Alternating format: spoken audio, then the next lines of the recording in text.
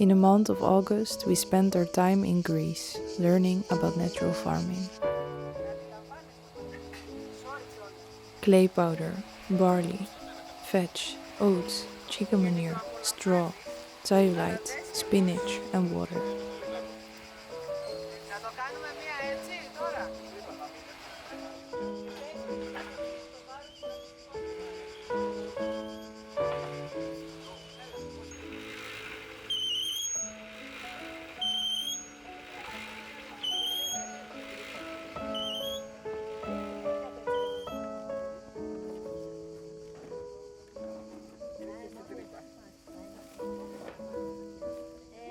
As I feel my momentum rising, I collide hands with my neighbor, and then someone in front. We work together, but also against. Again we collide, remembering to let go, to dance this dance, to give some of myself and receive the other back.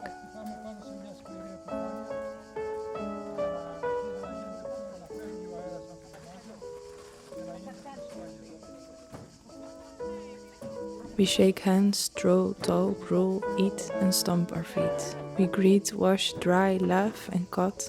We dance, make friends, smile, mix and collect.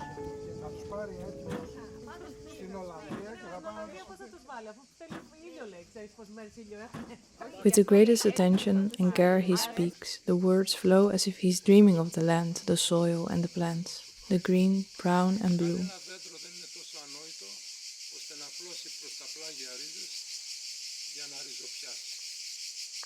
He speaks as if there's nothing else matters anymore, other than our understanding to not understand anything.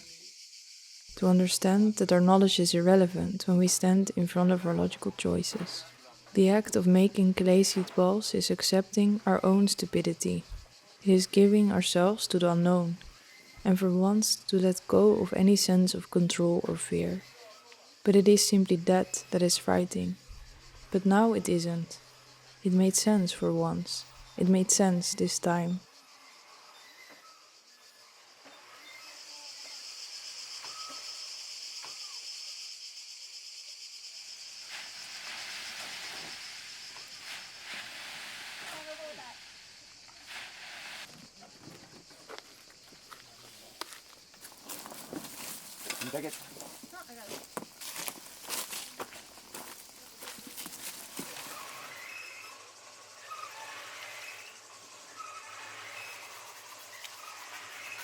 Manikis follows in the footsteps of Fukuoka.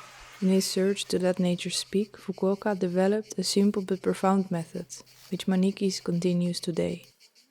The making and sowing of clay seed balls. Manikis is a pioneer in natural farming. He traveled the world with Fukuoka and was a student of him for 25 years, learning not only techniques, but a philosophy. A way of working with the land rather than against it. Panos Manikis has organized mass seeding projects, including one of 10,000 hectares in 1998, aimed at reversing land degradation and desertification in Greece.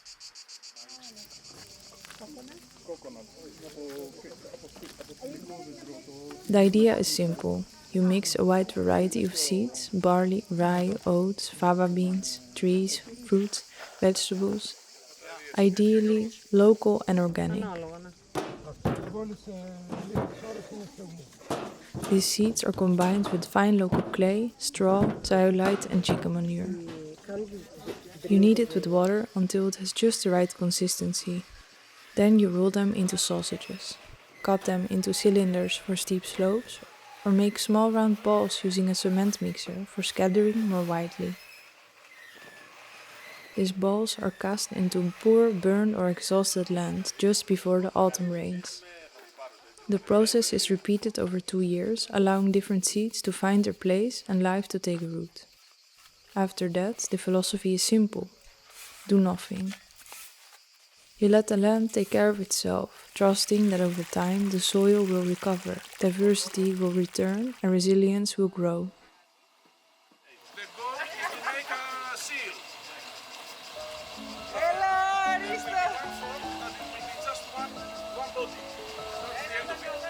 I don't understand any Greek, or not any that isn't true. Daxi is okay, Karpousi is watermelon, Kalimera is good morning. Re you say to your friend, and Ella means come on, or go, to let someone know to hurry up a bit. Ella, he told me. I didn't want to listen. Ella re, she said. It now felt familiar.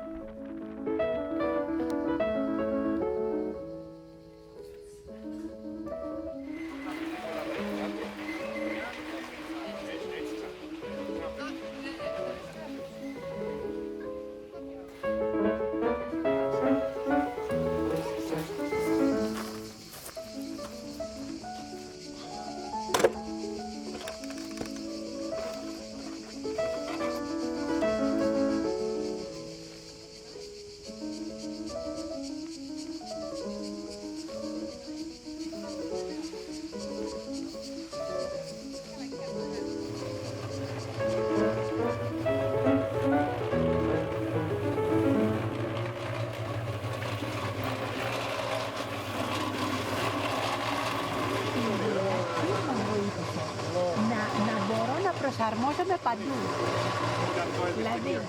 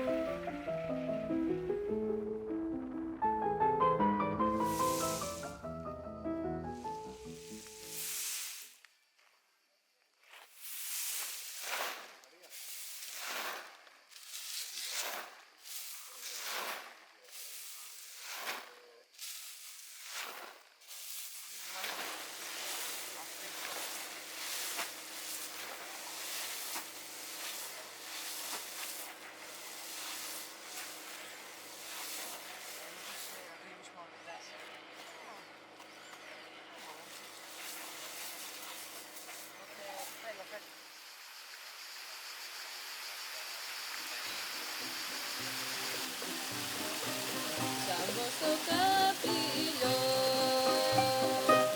για κάνα δυο κρασιά.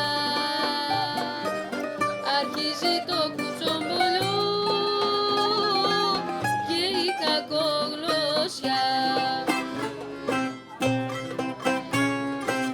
Δουνιά ανακριτή, γιατί ρωτάς, γιατί τι κάνω στη ζωή αυτή, τι νοιάζεσαι ρωτώ, αν πέθανα ή αν ζω σ' αυτό τον κόσμο το πεζό.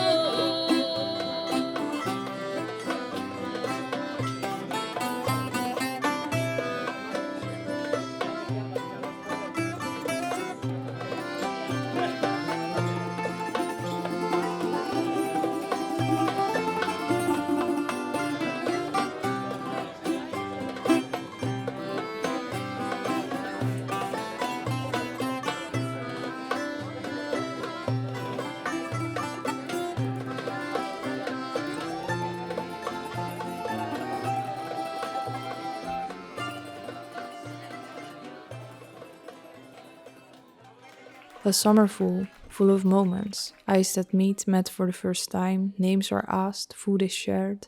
We came here all for the same reason, to make clay seed balls, and perhaps also to keep each other company. It is like the people you meet in summer leave a mark oh so different than others, like it takes only a moment to belong in my memories forever.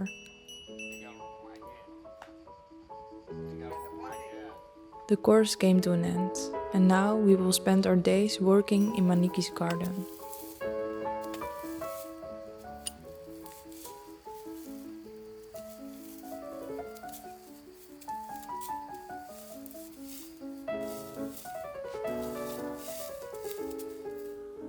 For me, it just feels given. Given that I want to eat food that is real, food that nourishes not only me, but also the land itself. Given that I don't want to take more than I give. And through natural farming, that becomes possible. By looking, by listening, by smelling, by touching, by using our senses, we learn to work with the land rather than against it. By overthinking, by interfering too much, we actually create more problems.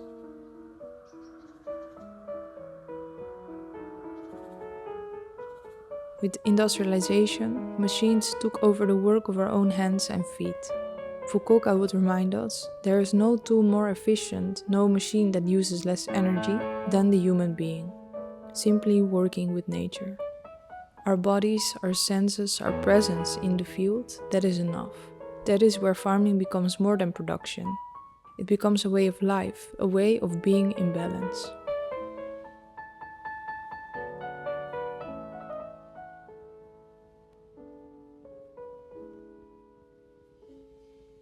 As I am over-enthusiastically wheeling back invasive plants, I push so hard that my hand snaps, loudly and painfully. It is my right hand, of course, my dominant hand. The next morning I wake up with a lot of pain. It is this overachieving, the way I lose myself in the act, that brings me out of the moment, when my hand snaps. He tells us experience is important. It's about learning how to use your body, to be a farmer. It is as if I prove to myself by snapping my hand that I have a long way to go.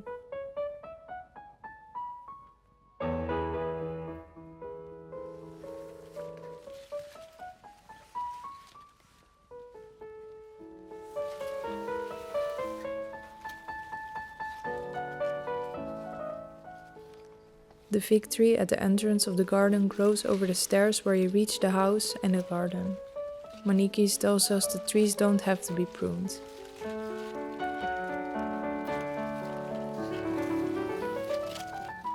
He shows us a large branch that has previously been cut off. It is full of ants. In time, it will be the end of this tree. Passing the tree every day quickly becomes annoying. You have to go down a lot for a continuation of steps. But Manikis tells us it keeps you humble.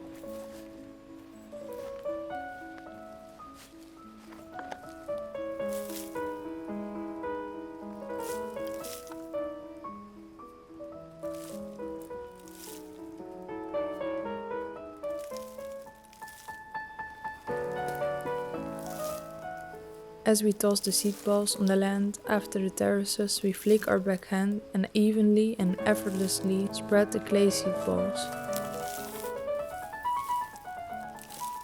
May from now on the seed decide. May it find a place where it wants to grow.